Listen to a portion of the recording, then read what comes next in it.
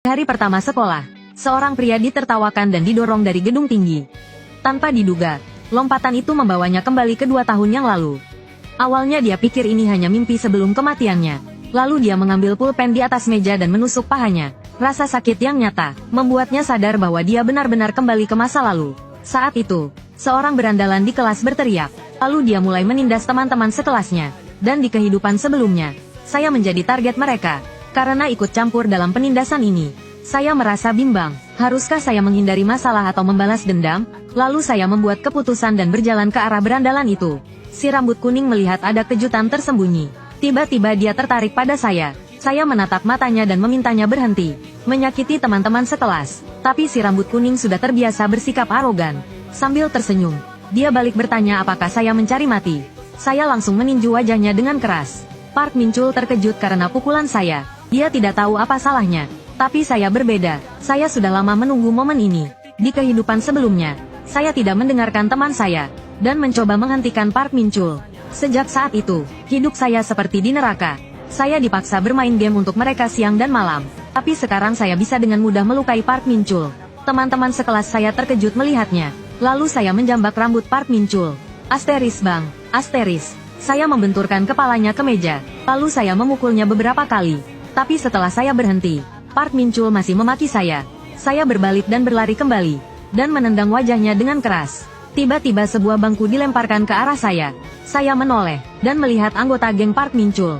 Saya memberi isyarat, jika mereka ingin berkelahi, ayo maju bersama. Jung Min-ho, ketua geng, sangat hati-hati.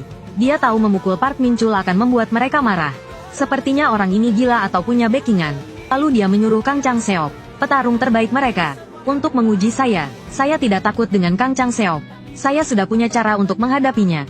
Saat kami akan bertarung, seorang teman sekelas berteriak bahwa guru datang. Mereka terpaksa pergi, dan menyuruh saya menunggu pembalasan mereka. Saat pelajaran berlangsung, Park Min-chul memikirkan kejadian tadi. Wajahnya sudah bengkak karena pukulan saya. Dia hanya ingat pukulan pertama saya. Setelah itu, dia tidak ingat apa-apa lagi. Hanya merasakan pukulan bertubi-tubi di wajahnya. Lalu dia melotot ke arah saya, dan berencana mengeroyok saya bersama teman-temannya. Dari penampilan saya, dia pikir saya orang yang sok benar dan pemberani. Di sisi lain, Jung Min-ho dan teman-temannya membicarakan saya. Kim Hyun-sung itu membuat kita malu hari ini. Kita harus membalasnya. Jung Min-ho sudah punya rencana. Berencana menghabisiku saat sepi, lalu tertawa jahat. Dia akan membuat semua orang yang memandangnya dengan sombong membayar harga. Kang Chang-seok di sampingnya juga menimpali, ingin mencabik-cabikku. Saat itu bel pulang berbunyi. Guru berbalik dan meninggalkan kelas. Park Min-chul tiba-tiba berdiri dan memaki. Kim Hyun-sung, bajingan kau mati. Tapi dia tertegun setelah selesai bicara. Karena aku lebih cepat darinya. Menendang wajahnya lebih dulu, lalu menjambak rambutnya. Apakah ada urusan yang belum selesai di antara kita? Saat ini, Park Min-chul benar-benar tercengang. Dia tidak hanya tidak kabur, malah memukulku duluan. Jung Min-ho juga setelah bel pulang, membawa orang ke kelasku. Ketika melihat banyak orang berkumpul di depan kelas untuk menonton, wajahnya langsung muram, seolah-olah sudah tahu apa yang terjadi di dalam. Segera bergegas ke pintu kelas untuk memeriksa situasi di dalam. Ketika aku melihat mereka datang, aku bahkan menyapa mereka dengan penuh minat. Maaf sekali, anak buahmu ini sepertinya sangat dibenci. Aku akan membantu kalian menghajarnya. Kang Chang-seok meraung dan langsung menerjangku. Aku dengan cepat mengambil gembok di pintu. Duk, langsung memukul kepalanya, menjambak rambut Kang Chang-seok dengan satu tangan. Dan tangan lainnya memukul keras bagian belakang kepalanya. Dia kubanting ke lantai seperti anjing mati. Adegan ini membuat Jung Min-ho dan yang lainnya berkeringat dingin. Bahkan mereka belum pernah melihat cara bertarung yang begitu brutal. Lalu aku melempar gembok di tanganku, membungkuk dan dengan cepat menerjang Jo Yang Tae di samping. Aku harus sebelum mereka bereaksi, putuskan alur pikiran mereka. Dengan beberapa pukulan, selesaikan Jo Yang Tae ini dulu. Aku tidak peduli sama sekali apakah Jung Min-ho akan menyergapku dari belakang. Selama aku mengalahkan Jo Yang Tae, aku bisa memperlebar jarak jumlah orang di antara mereka. Setelah mengalahkan 3 orang berturut-turut, staminaku jelas tidak bisa mengimbangi konsumsinya. Lalu aku menoleh ke arah Jung Min-ho. Aku harus menjaga momentumnya. Mata Jung Min-ho menunjukkan ketakutan. Tidak menyangka aku akan bertarung dengan begitu nekat. Di hati Jung Min-ho, aku tidak berbeda dengan iblis di neraka. Seseorang yang bisa mengambil nyawanya kapan saja. Aku berjalan ke arahnya. Jung Min-ho, kita masih punya urusan yang belum selesai, kan? Jung Min-ho sudah ketakutan dan tidak tahu harus berbuat apa. Kedua tangannya gemetar tanpa henti. Tepat ketika aku akan menghabisinya dengan satu pukulan, Suara guru tiba-tiba muncul. Ini membuatku tersenyum. Sebenarnya aku sudah tidak punya tenaga untuk bertarung lagi. Kemunculan guru tepat menyelamatkanku. Lalu aku dibawa guru ke kantor. Karena guru tidak berani melawan Jung Minho dan yang lainnya. Jadi dia berencana untuk menyalahkan semuanya padaku. Lalu dia dengan wajah menjijikkan menggurui saya dari sudut pandang moral. Namun, saya yang bicara duluan. Pak Guru, jangan terlalu berlebihan. Bukan pertama kalinya saya menangani kasus kekerasan. Kali ini selesaikan saja seperti biasa. Tatapan saya tertuju langsung pada guru itu. Jangan sampai saya terkena imbasnya. Pak Guru tiba-tiba menamparkan saya. Sambil memaki, kau siapa? Perlu kau ajari caraku bekerja? Adegan ini dilihat oleh guru-guru lain. Tapi tak seorang pun maju untuk membantu. Saya langsung melewati guru itu. Berkata dengan suara rendah, jika kau sentuh aku lagi, aku akan bongkar suapmu dari orang tua murid. Dan aku juga tahu, perselingkuhanmu dengan guru bahasa Inggris. Guru itu langsung panik, bingung bagaimana aku bisa tahu. Dia mulai gelisah. Kau bicara apa? Tapi aku tetap datar. Ku kasih kau satu kesempatan. Lain kali sebelum bicara denganku, pikirkan baik-baik dulu. Lalu aku langsung duduk di kursinya dan mengancamnya. Jika kau tak mau ku bongkar rahasiamu, turuti aku. Guru itu langsung menunduk, bertanya apa yang harus dilakukan agar ku maafkan dia. Aku menatapnya dengan penuh minat. Aku hanya ingin kau tak ikut campur urusan murid. Tutup mata saja. Satu lagi, apapun masalah yang ku buat, kau harus melindungiku. Karena ancamanku, dia terpaksa menuruti perintahku. Lalu aku pergi dari sana. Guru itu hanyalah kartu di tanganku. Tapi itu belum cukup. Aku harus segera menyiapkan kartu berikutnya. Tapi ada satu hal yang lebih penting sekarang. Di sisi lain, Jung Minho melepaskan semua amarahnya pada kursi. Hari ini, karena aku, posisinya di sekolah terancam. Tapi tak lama kemudian dia menghela napas lega. Dia yakin aku akan dikeluarkan hari ini. Dia masih berpikir kekalahanku hari ini. Dari 3 orang itu hanyalah keberuntungan. Jika diulang, dia pasti bisa mengalahkanku dengan mudah.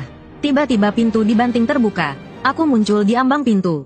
Jung Minho, urusan kita belum selesai, kan? Saat itu juga, Jung Minho ketakutan setengah mati.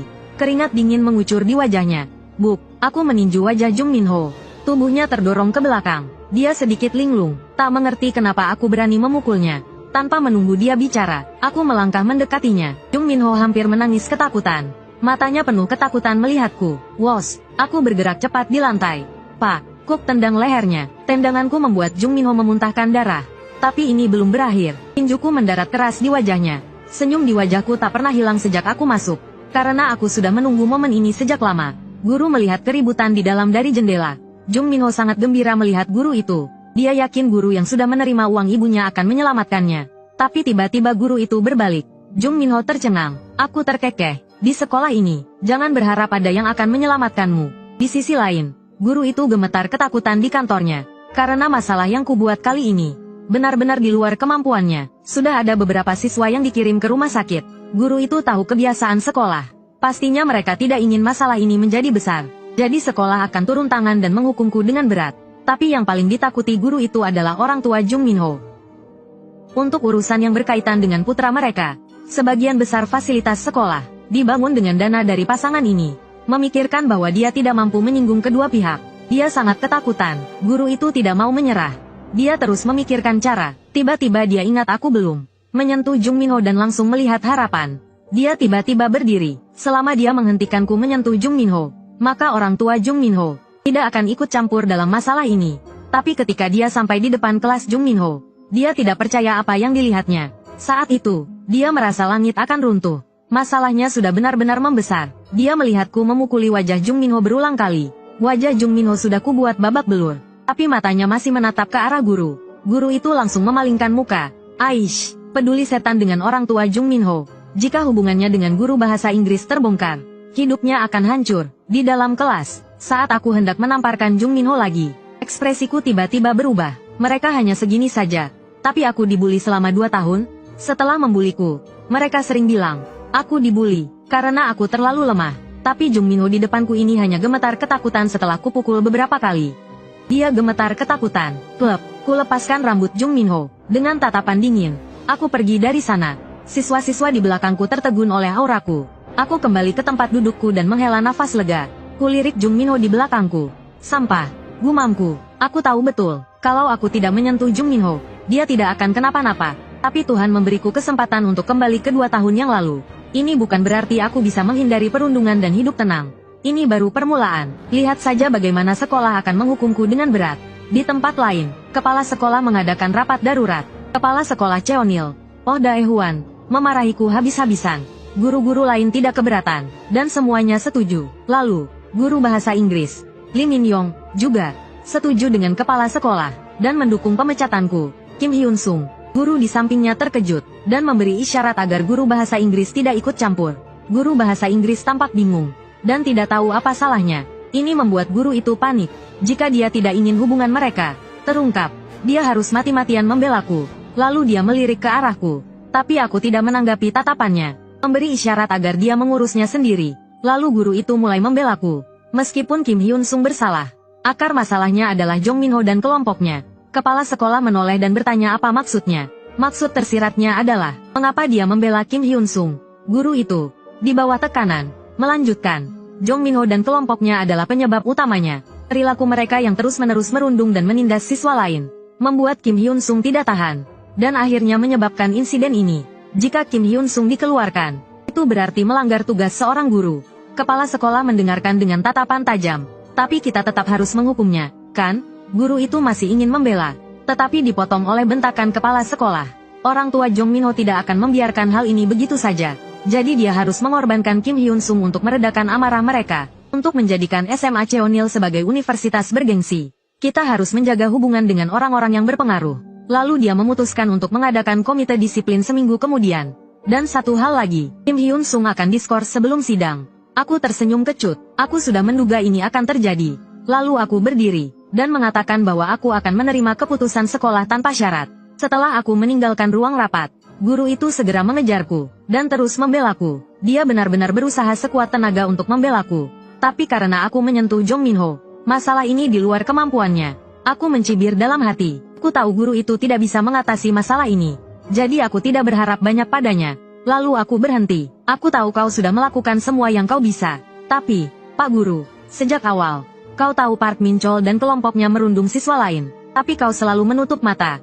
Kata-kataku membuat guru itu terkejut, dan mulai berkeringat dingin. Aku memintanya untuk tidak ikut campur urusan selanjutnya. Tetapi dia harus memastikan aku lulus. Jika tidak, aku akan menghancurkan hidupnya, dan aku juga akan menghancurkan masa depan Bu Lee Min Yong. Setelah mengatakan itu, aku pergi, meninggalkan guru itu sendirian. Hatiku sangat ingin menghancurkannya saat itu juga. Tapi aku harus menahan diri. Dia bukan target utamaku. Aku tak bisa membuang kartu trufku hanya untuk pion kecil seperti dia. Hanya untuk orang kecil sepertinya. Aku kembali ke kelas, mengambil tasku, dan bersiap pulang. Seminggu lagi, aku akan membuat semuanya berjalan berlawanan dengan keinginan kepala sekolah. Sesampainya di rumah, aku memanggil nenek, tapi tak ada jawaban. Baru ku ingat, nenek selalu bekerja setiap hari belakangan ini. Aku kembali ke kamarku untuk menulis rencana balas dendamku.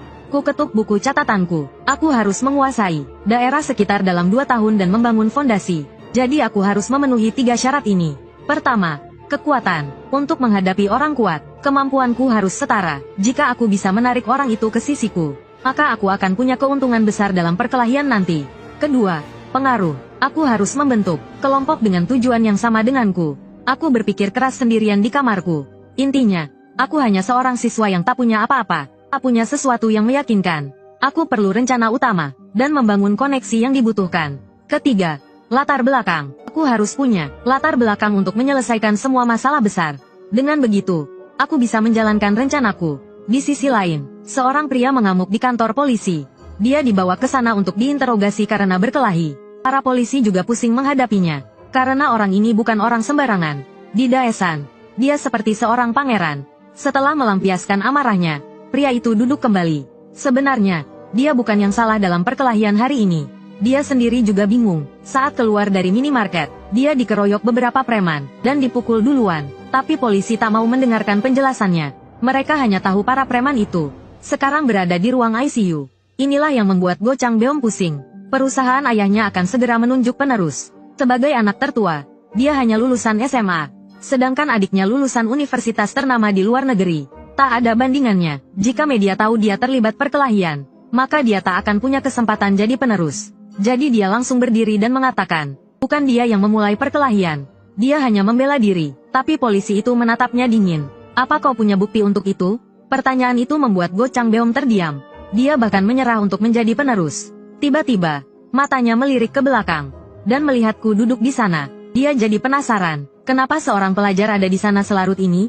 Aku mengangkat jariku, dan berkata kepada petugas, aku di sini untuk menjadi saksinya. Lalu aku menunjukkan rekaman CCTV di tabletku kepada petugas. Rekaman itu menunjukkan, Go Changbeom mencoba berjalan melewati mereka, tetapi dia dikeroyok oleh beberapa orang. Dan ketiga orang itu juga mengambil bangku dari depan toko sebagai senjata. Petugas itu memegang kepalanya. Sepertinya dia telah salah paham terhadap Go Changbeom. Dia bertanya bagaimana aku menemukan video ini. Aku menjawab tanpa ragu. Aku menemukannya dari dashcam mobil yang terparkir di depan toko. Aku melihat pria ini sepertinya sedang dalam masalah. Demi keadilan, aku meminta video ini dari supirnya. Jika pria ini bersalah, kesalahannya adalah dia memiliki kekuatan untuk mengalahkan orang lain dengan satu pukulan. Go Changbeom terlihat senang mendengarnya. Kau tidak hanya tampan, tapi juga pandai bicara. Dengan video ini dan seorang saksi, dia bisa tetap menjadi calon penerus perusahaan. Petugas itu kemudian meminta maaf dengan tulus kepada Go Changbeom, dan menyatakan penyelidikan kasus ini selesai. Tapi Go Changbeom tidak mudah puas. Dia mengingat wajah petugas itu, dan bersumpah, akan membuat sisa hidup petugas itu lebih berwarna. Di luar kantor polisi, Go Changbeom merangkulku seperti seorang saudara, dan memberiku 600.000 won sebagai ucapan terima kasih. Aku menerimanya dan memasukkannya ke dalam sakuku. Aku tidak mengucapkan kata-kata sopan. Go Changbeom berpikir, jika dia seorang pelajar biasa, dia pasti akan terkejut melihat uang sebanyak itu. Dan anak ini juga membantunya menemukan rekaman CCTV. Dia pasti bukan orang sembarangan. Lalu ekspresiku berubah. Kak, aku tahu siapa kau. Putra tertua Myungjin Construction, Go Changbeom. Kau sedang bersaing dengan adikmu, Go Changseok, untuk posisi penerus perusahaan. Go Changbeom terkejut. Anak ini memang tahu sesuatu.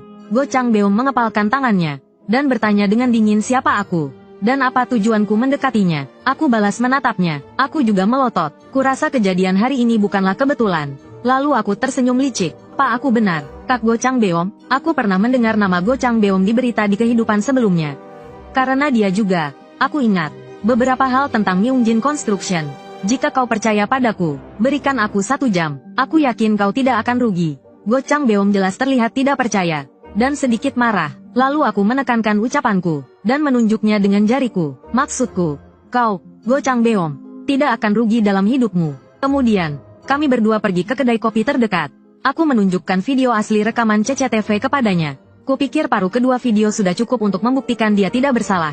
Jadi, aku tidak memberikan paruh pertama video kepada paman. Jadi sekarang, setelah Go Changbeom melihat paruh pertama video, dia seharusnya tidak meragukan kata-kataku. 30 menit sebelum kejadian, ketiga preman itu sudah menunggu di depan toko. Saat Go Changbeom keluar, tanpa basa-basi mereka langsung mengganggunya. Jelas mereka sengaja mencari gara-gara. Duk, aku membanting cangkir kopiku ke meja, dan berkata terus terang kepadanya, semua ini adalah ulah adikmu tersayang di belakang layar. Setelah aku bicara, suasana di sekitar langsung berubah. Go Changbeom tidak percaya adiknya akan melakukan hal menjijikkan seperti itu. Jadi dia menatap mataku, dan bertanya apa yang ingin kukatakan. Tatapanku menajam. Kukatakan, aku ingin membantumu naik ke posisi direktur utama. Sebenarnya, aku juga gugup, karena Go Changbeom ini tidak terlalu ambisius terhadap kekuasaan. Dia tidak terlalu peduli, jadi aku hanya bisa merusak hubungan mereka berdua. Untuk memicu semangat kompetitifnya, Go Changbeom polos dan lugu. Dia tidak pernah bermain licik. Tapi adiknya adalah orang yang licik. Dia akan melakukan apa saja untuk mencapai tujuannya. Ayah mereka adalah veteran bisnis, dan tidak akan peduli dengan persaingan kedua putranya. Jadi di kehidupan sebelumnya, setelah Go Changbeom tahu dia telah dikhianati adiknya, dia memukulnya dengan marah. Kekuatan pukulan itu langsung membuat Go Changseok lumpuh, dan dia diusir dari rumah oleh ayahnya. Akhirnya, Myungjin Construction memilih seseorang di luar keluarga untuk mengambil alih perusahaan. Mendengar ini, Go Changbeom tiba-tiba tertawa. Dia mengejekku. Seorang pelajar, bagaimana mungkin bisa membantunya menjadi direktur utama? Tapi kata-kataku selanjutnya membuatnya terkejut. Tidakkah kau merasa aneh? Konspirasi sederhana seperti ini bahkan bisa kubongkar. Seorang pelajar, tetapi orang-orang di sekitarmu hanya mengucapkan kata-kata manis. Bukankah itu sudah jelas? Karena orang-orang di sekitarmu semuanya adalah anak buah adikmu. Jadi, aku memohon kepada Go Changbeom untuk memberiku kesempatan untuk membangun kepercayaan di antara kami. Tatapan Go Changbeom menjadi serius. Dia berpikir bahwa dia tidak boleh meremehkan anak muda di depannya ini. Lalu dia pergi ke pintu untuk merokok. Aku menunggunya di dalam untuk jawabannya. Saat itu, seorang pelayan keluar, dan memperingatkannya bahwa merokok dilarang di sini. Lalu Go Chang Beom dengan sabar berkata kepadanya, "Sepertinya kau tidak ingin tokomu buka di sini lagi, ya?" Pelayan itu terkejut. Dia tidak ingin kehilangan pekerjaannya. Tentu saja aku juga melihat kejadian ini. Go Chang Beom terlahir sebagai putra tertua Myongjin Construction. Dia sangat berkuasa di seluruh Daesan. Tapi justru karena inilah, dia adalah orang yang paling tepat untuk rencanaku. Sebenarnya, di dalam hatinya, dia sudah kecewa pada adiknya. Sejak kecil, dia adalah orang yang paling menyayangi adiknya. Tapi hari ini, bocah itu benar. Jika aku dikalahkan adikku, maka nasibku nanti mungkin lebih buruk dari tikus gat. Saat itu, ia teringat perkataan ayahnya, "Kau kurang mampu, maka, carilah orang-orang yang mampu menjadi bawahanmu. Jangan pedulikan usia, jenis kelamin, atau latar belakang mereka. Asalkan orang itu memiliki kemampuan yang kau butuhkan." Memikirkan hal itu, ia mengumpat dalam hati, "Kali ini, aku akan mengikuti perkataan ayah dan mempertaruhkan segalanya." Kemudian ia kembali ke tempat duduknya. "Biarkan aku menjelaskan rencana selanjutnya." Go Chang Beom mengetuk meja. "Aku perlu mendengar semua yang kau katakan sebelum membuat keputusan." Di sisi lain, setelah menerima telepon, Go Chang Seok dengan marah membanting ponselnya ke lantai. Preman-preman kecil itu memang tidak bisa diandalkan. Bahkan untuk hal sekecil ini pun mereka gagal. Kemudian Go Chang Seok kembali tenang. Saat ini, dia masih di posisi yang menguntungkan. Tiba-tiba, telepon di kantornya berdering. Suara dari telepon membuatnya merinding. Istrinya telah menerobos masuk ke apartemen Han Seong. Di kafe, aku terus membicarakan kelemahan Go Chang Beom. Aku meremehkannya habis-habisan. Hal ini membuat Go Chang Beom sangat kesal. Karena dia tidak bisa membantahku. Tetapi, aku tiba-tiba mengubah pembicaraanku. Hal ini membuat Go Chang Beom sangat tegang. Dia takut ketinggalan sepatah kata pun. Jika Go Chang Seok yang unggul dalam segala hal, jatuh ke posisimu saat ini, apa yang akan terjadi di antara kalian? Di apartemen Han Seong, istri Go Chang Seok sedang menatapnya dengan mengejek. Dan dia sedang memegang seorang wanita berambut pendek. Wajah wanita itu jelas menunjukkan bekas pukulan. Saat itu, Go Chang Seok berkeringat dan sangat panik. Meskipun wanita ini adalah istrinya, dia tidak bisa macam-macam dengannya. Saat ini, aku menatap tajam Go Chang Beom. Sekarang, akan ku jelaskan rencanaku. Aku mengacungkan 3 jari. Untuk menang dalam persaingan selanjutnya, kau harus memenuhi 3 syarat ini. Yang pertama tentu saja latar belakang. Namun dalam hal ini, Go Chang Beom kalah dari adiknya. Go Chang Seok memiliki dukungan melalui pernikahannya. Tetapi Go Chang Beom tidak memiliki kekuatan apapun. Aku menyesap tehku dan melanjutkan. Syarat kedua adalah reputasi, dan reputasinya di Daesan adalah seorang preman. Syarat ketiga, dan yang paling penting, adalah kemampuan. Saat Go Chang Beom bersenang-senang di bar, Go Chang Seok telah membuktikan kemampuannya di perusahaan. Mendengar ini, Go Chang Beom memalingkan wajahnya. Dia tidak memenuhi satupun dari 3 syarat ini. Aku mengangkat jariku. Sekarang, kita akan menjungkir balikkan ketiga syarat ini. Kita mulai dari latar belakang. Go Chang Beom menatap dengan tajam. Mendengarkan penjelasanku dengan serius. Aku menutup telapak tanganku. Yang harus kita lakukan sekarang adalah menghasut hubungan antara Go Chang Seok dan istrinya. Selama inti pendukungnya tidak lagi mendukungnya, maka latar belakangnya sama saja bohong. Sore harinya, kedua bersaudara itu dipanggil ayah mereka ke kantor. Ketua Go Myongjin sangat marah hari ini. Putra sulungnya ditahan, dan putra bungsunya tertangkap selingkuh. Go Chang Seok merasa bersalah, dan membungkuk meminta maaf saat sampai di kantor.